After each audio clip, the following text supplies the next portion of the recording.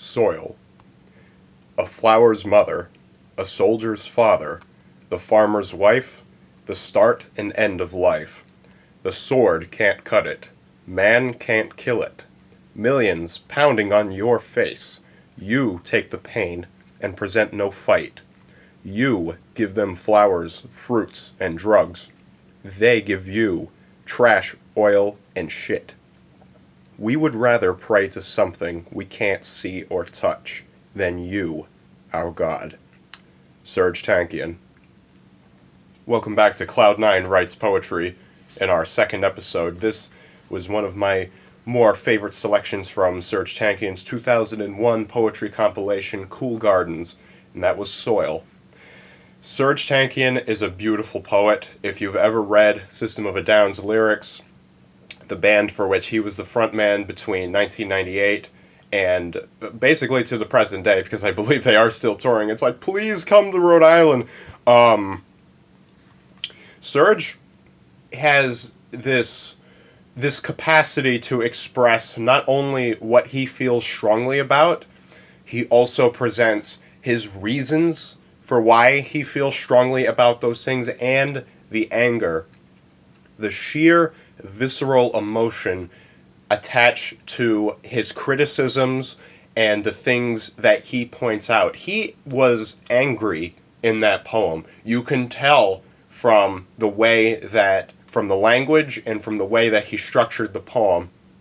He was clearly establishing an us versus them type dichotomy with the differences between they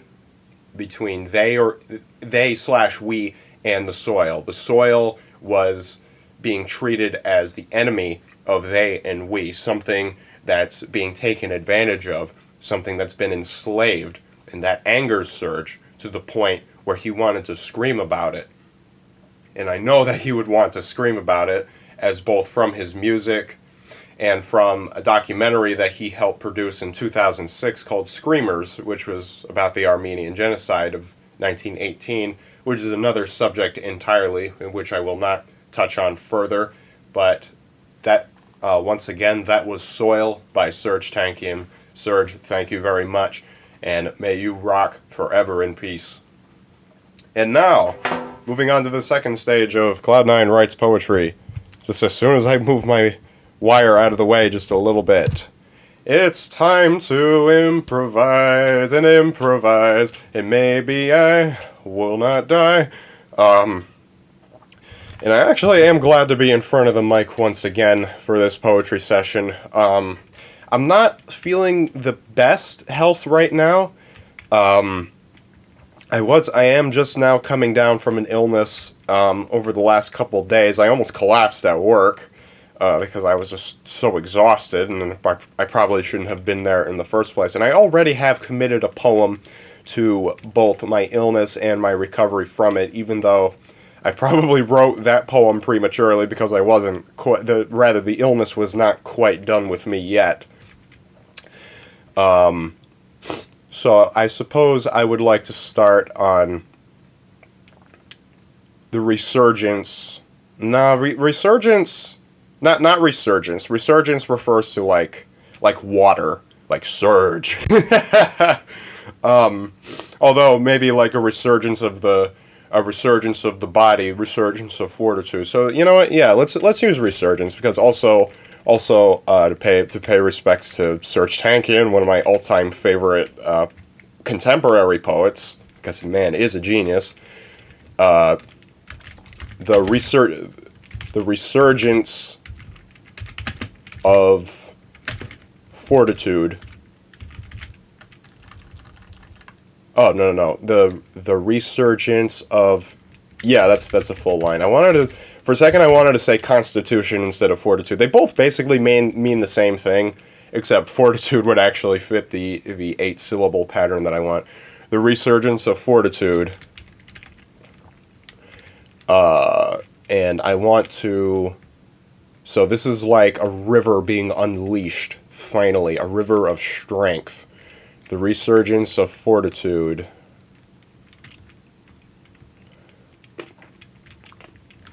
I'm going to put a comma at the end of this line because I'm not quite done describing the resurgence of fortitude. The tributary, the tributary, as in a river, but not just any river. It seems to be a piece of a river that has broken off. So really, we're not. The resurgence of fortitude. You know what? Screw it. I'm not going to use the word tributary, so I'm just going to start with a clean line, getting rid of the comma. Let's go back. Remember, this is part of the poetic process. Every poem you've ever read was probably not in that form during the drafting stage. The resurgence of fortitude. I want to use the word break. But break is not a very strong verb. Break is one of those weak verbs. It's a one-syllable verb. Yes, it says what it does, but I want to use a word other than break. I mean, there's destroy, ruin, but those have negative connotations attached to them. Break free, no. The resurgence of fortitude liberates. The resurgence of fortitude liberates.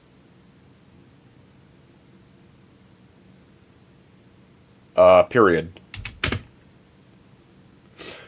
The resurgence of fortitude liberates.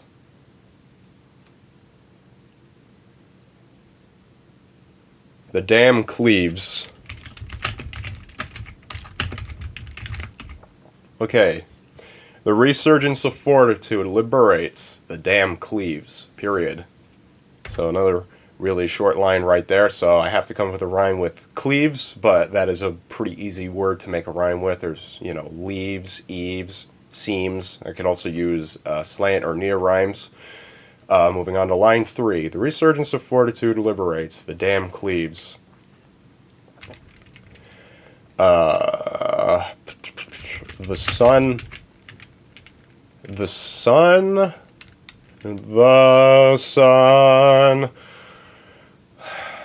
I definitely want to include the sun as a character, as an element. Even if character element. I mean, it really depends on what you already have in the poem. I mean, clearly we have just a lot of objects in this poem so far, so they might as well be characters at this point. Even though characters they're supposed to be people.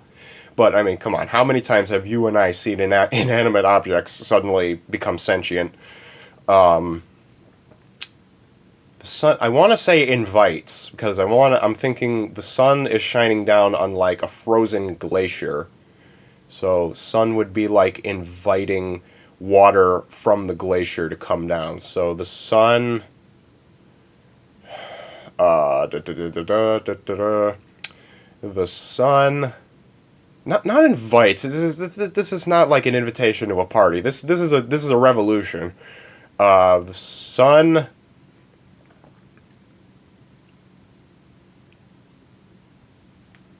Oh, the sun vanquishes. So I have 3 syllables left. Okay, the sun vanquishes chains of. No, not chains of. Whenever. Of just means that you want to use an adjective when you say of. Of is just it's just a preposition. So I want to say the sun vanquishes frozen chains. Or do I want to say chains? The sun vanquishes frozen. Yeah, let's just say chains.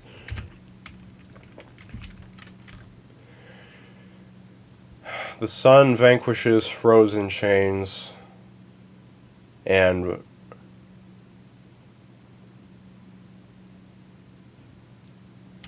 the day floats pools of leaves. That's a nice little image right there. So now I'm seeing, like, it's not just the triumphant freedom of the river. It's also the side effects of that, which is, well, now nature can proceed. Leaves are floating down the river. So now we have clearly established, a before and after picture here. The river breaks through, the dam cleaves in twain. The sun is furthering the vanquishment of the imprisonment, and the leaves are now floating down. But what else is happening?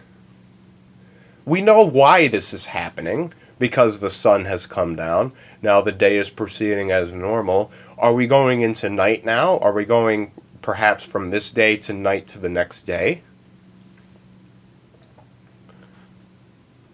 Alright, so we start at lines... I also like the parallel structure of lines 3 and 4. I highly recommend that when you guys write poetry, you try to include some parallelism in the structure of the lines. Parallelism will improve how your poem looks. It makes it more attractive to the eye, and it also makes it very easy to remember.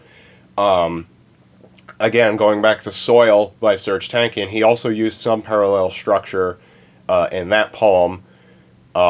You give us the A, B, and C. We give you E, F, and G. The day floats pools of leaves.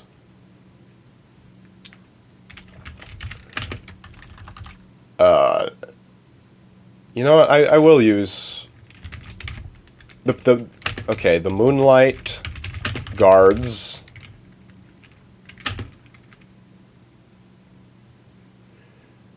The moonlight guards.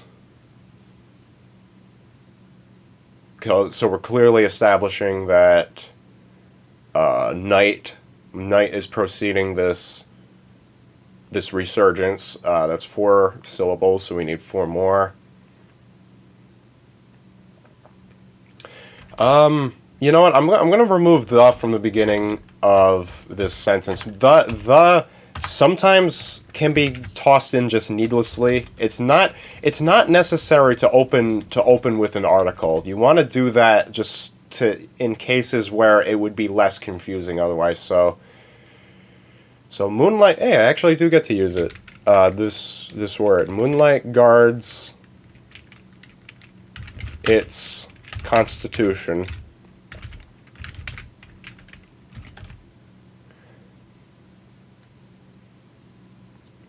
Dawn reaffirms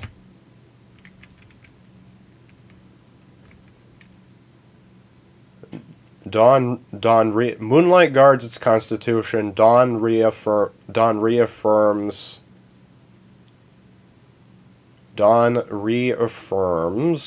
what are we reaffirming? Perhaps that this resurgence will not be interrupted. Since I used its in the last, the word its in line 5 could be referring to any of the objects in the previous sentences. Most often, when you use a possessive pronoun, it refers to. It could refer to moonlight or day. It's not really clear. Either way, I mean, it makes sense. Dawn reaffirms. So really, this really is like a revolution, because like we have a constitution. Dawn No, I was about to make a fatal error in trying to rhyme a word with strength. There are very few words that rhyme with strength, like length or clench. Forget about that. Dawn reaffirms.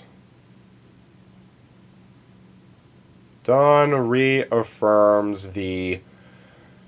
What is the word I want to use? What is it I'm trying to say? Screw it. I'm just gonna end with day. Dawn reaffirms the day. The day, singular. Line 7 and 8 now.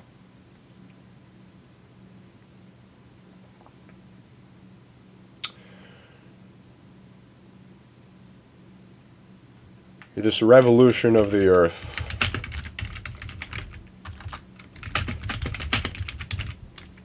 This revolution of the earth. And now we're approaching line 8, which is supposed to be the closer, the conclusion, something that wraps up the entire poem that we just read, I just wrote. The resurgence of fortitude liberates, the dam cleaves. The sun vanquishes frozen chains, the day floats pools of leaves. Moonlight guards its constitution, dawn reaffirms the day, this revolution of the earth.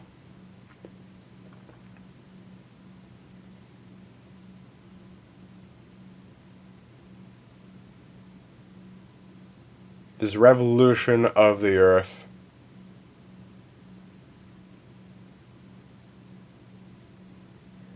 I want to say like began from darkened way.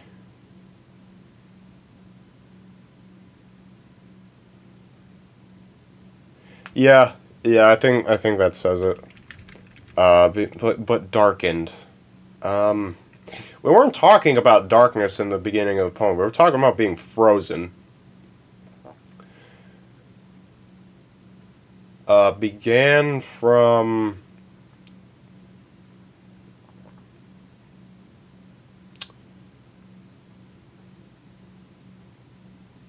I don't want to say frozen either.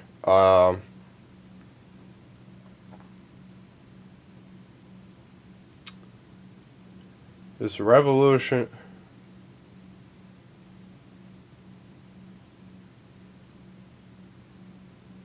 Yeah, well, only because I can't think of anything else. Began from darkened way. Even though that probably is just repeating. It probably is just repeating what I already have said, but, ladies and gentlemen, we have a finished poem on our hands. The resurgence of fortitude liberates, the dam cleaves. The sun vanquishes frozen chains, the day floats pools of leaves. Moonlight guards its constitution, dawn reaffirms the day.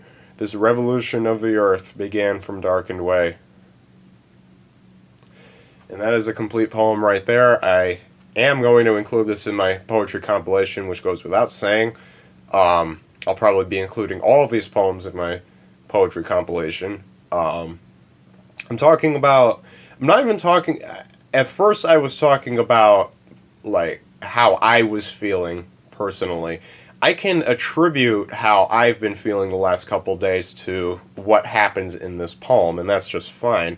But this poem is speaking very generally about a rather natural process, is that resurgence follows immobility, it follows depression, it follows lack of motion.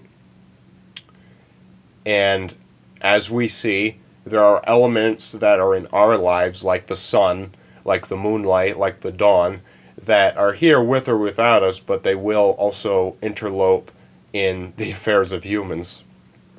And such as this very mortal soul whose illness apparently had nothing to do with this poem, but this poem had everything to do with the illness. So this has been Cloud9 Writes Poetry, Episode 2. Also featuring Serj Tankian and his poetry. I probably will include one or two more poems of his in the future.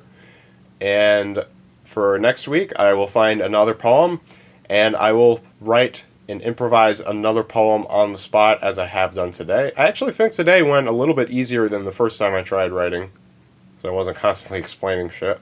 Thank you all so much for listening in, and I will see you all next week.